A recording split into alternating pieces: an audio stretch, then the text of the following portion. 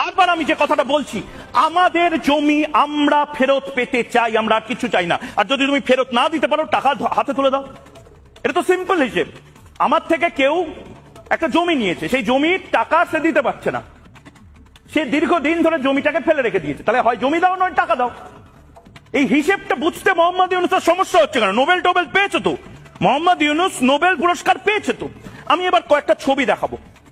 ঢাকা শহরের মতন 6টা ঢাকা আসলে মোহাম্মদ ইউনূসকে দিয়ে দিতে হতে পারে। দেখুন, ঢাকা জেলার আয়তন মোট 1463 বর্গ কিলোমিটার, 1463 বর্গ কিলোমিটার মতন। হিন্দুদের জমি 20 লক্ষ একর, অর্থাৎ 6 গুণ প্রায়, মানে 8094 বর্গ কিলোমিটার, 8094 বর্গ কিলোমিটার জায়গা হিন্দুদেরকে দিতে হবে।